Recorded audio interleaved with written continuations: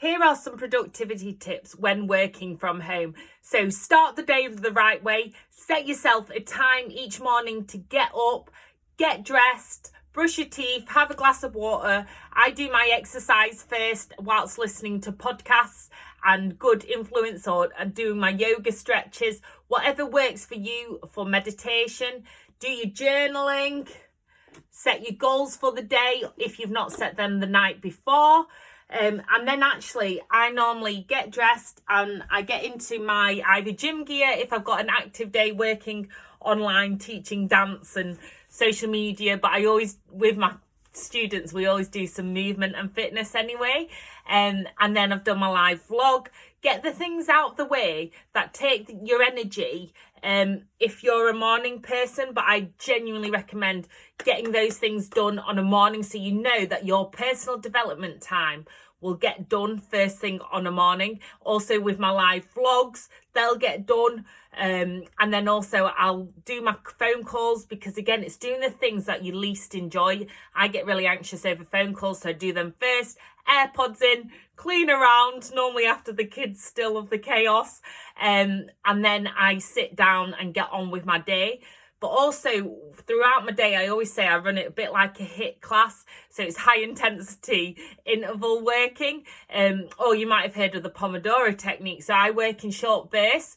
I put my phone away from me because it can be super distracting. As much as I love you all and I love social media and I love my friends and family, I'm a nightmare at messages because it just takes my energy when I need it to write. And also I need a big screen because I'm dyslexic and dyspraxic. So often I send myself stuff to post on social media from the big screen. But that's what works for me. I couldn't get into my moment of genius. So when I'm writing, for example, or getting in the flow of any concentrated work, if I'm also messaging people or checking and scrolling on social. So it's really hard when you love social media and you love your friends and family. But honestly, it'll save you so much time, because in that focused half hour, 20 minutes, whatever works for you, you can get so much more done and get into that good zone of productivity. I also make sure that each day I've got goals set.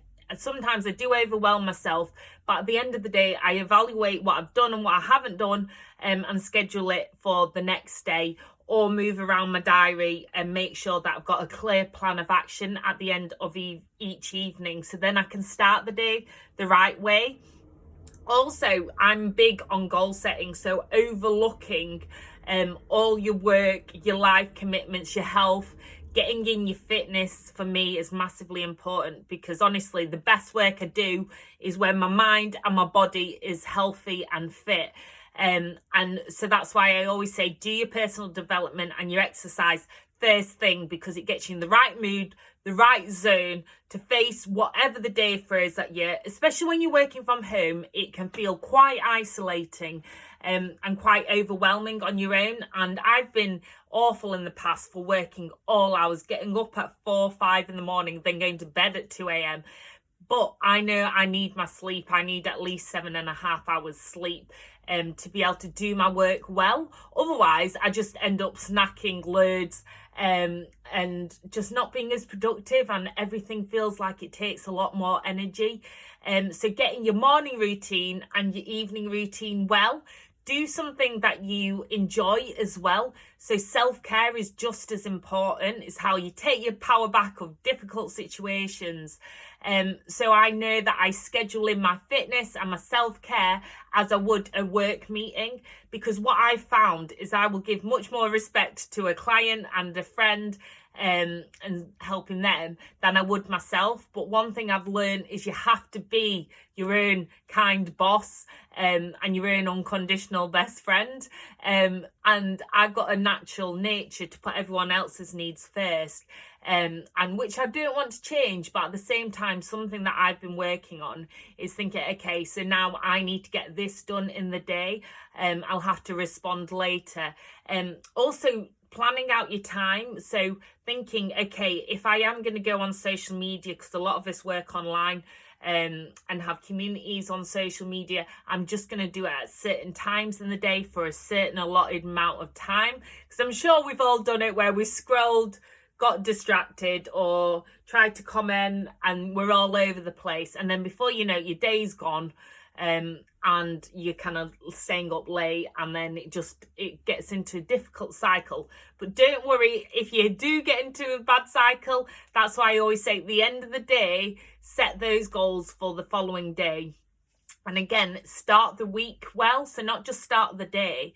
So let's say we're starting on Monday, for example, and I have an accountability buddy, Jordan Wake, who makes gorgeous sparkly fashion that helps me sparkle from the inside out. And she helps to reframe my mindset. So if I'm feeling overwhelmed, but I know I'm accountable to her throughout the week. I have the Squats and Sparkles Health Club on Facebook, which all women are welcome to join as well. And that's to set holistic health goals. So the start of the week, Monday, the end of the week, Friday or Sunday, whatever works for you. Getting that accountability buddy, even if it's just a friend or a colleague that you work distantly with. So you've got to tell them your health, well-being, business, career, life goals, and then plan it out for the week. But also some things you'll go, well, actually, I've got way too much on this week, I'm gonna have to schedule it. So making that time on a Monday or a Sunday, however you start the week, to do that really, really benefits you and helps, and it keeps you on track throughout the week. If you just check in with each other, even if it's just the odd message or voice note, just to check that each other is on track, because I'm a big believer that we need to get our mindset right, our body right, and our work life right. And the better that we feel fit in mind, body, the easier it is to be productive and do your work. So sending you all so much peace, so much love, and so many shimmies. Now's a really challenging time for a lot of businesses, so please do share the love if you think it'll help someone be more productive at home. Don't be isolated at home. It is really challenging sometimes when we're forced to work from home, or just that we work from home with a number of different challenges. So do reach out to people, support one another. If you've got something kind to say, always say it. Because it can be quite overwhelming online if you get any negativity and you're working on your own at home. So do reach out to people and do support one another. So even if it's just a quick voice note to a friend or family member, whatever works for you, or a phone call, schedule those into the day as well, because it's really important to get your mindset right. And to know that you're not alone. So feel free to share this video if you think it'll help others, and do chat to me on social media at Mama May Blog, and also at The Sparkle Coach now on Instagram, where I'll be helping people with social media, YouTube, but most of all feeling strong in mind, body, and on social media, because it's all part of the same circle. But yeah, sending you all peace, love, and shimmies.